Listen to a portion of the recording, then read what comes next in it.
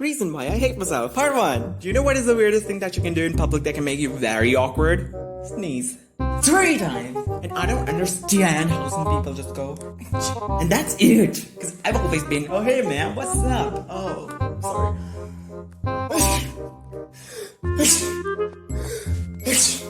And everyone's looking at me, aren't they? Man, but why don't you just sneeze once and stop?